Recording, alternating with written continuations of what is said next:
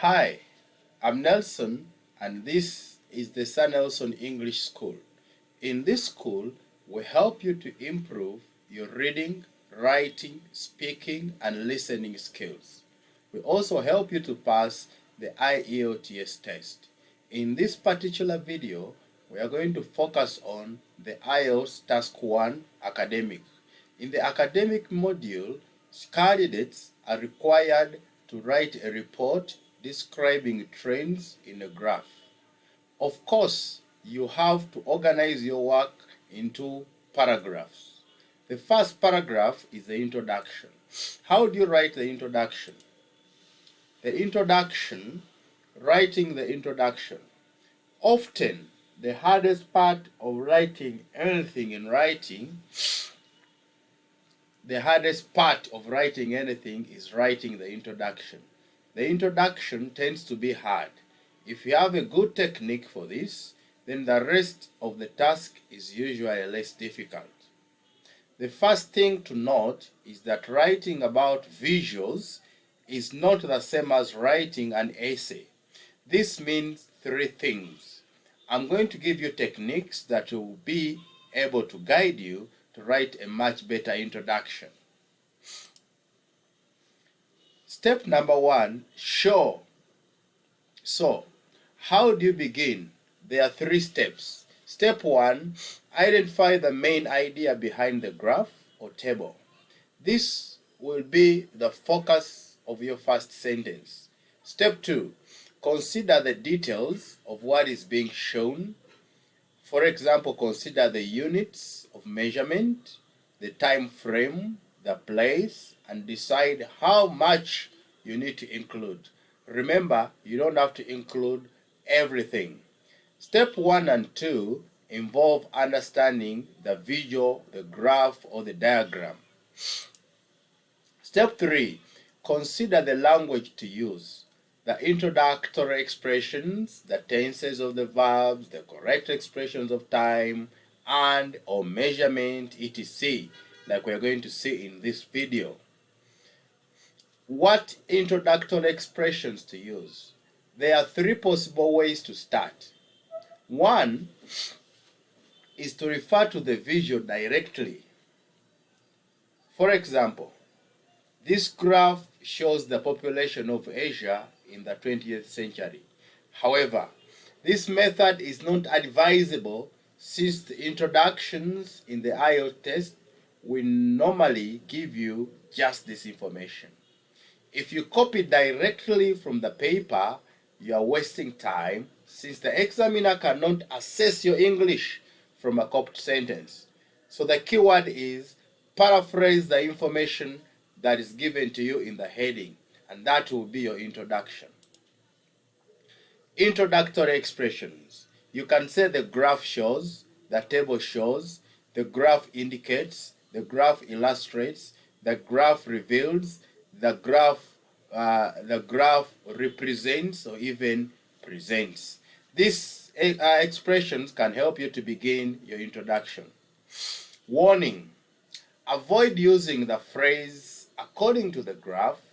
This is because the phrase according to generally means that the information comes from another person or a source and not from your own knowledge. For example, according to the handbook, you cannot take the exam more than once in 3 months. According to my friend, the essay question was not too difficult.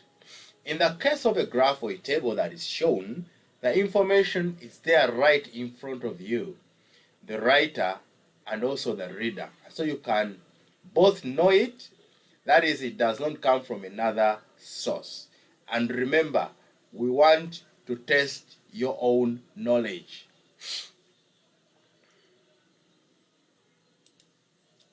Summary paragraph. After the introduction, the next paragraph should be the summary paragraph.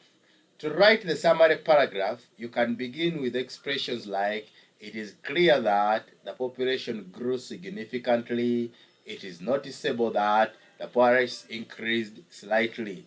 These expressions can be helpful, especially in the summary paragraph. Time expressions. As you can see in the exercise, you can start your description with a time phrase in some cases.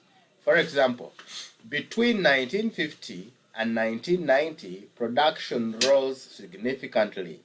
Even if you do not begin your sentence with a time expression, in many cases, particularly those involving the line graph, the time frame is given and is an important element of the visual, and we need to be mentioned. For this reason, it's important that you know how to use the common expressions of time and that you revise them from any normal grammar book if they cause you difficulty. Here are some common nouns, common ones. In, for, between, and, during, before. Now let's learn how to use this with examples. In, you can say in before years, before centuries. In the first 10 years, there was a significant increase. We can also use the preposition for the first 6 months, for the number of employees remained the same. For 20 years, the number of employees remained the same. During the first 6 months, during, these time expressions can be very helpful. From, to, until, from August to November, from August until November. This will be very useful. Between and, before and after, before 1960, around and about. About 1980, there was a change in the number of female part-time employees. By the late 19th century, at the end. Other useful expressions include the following.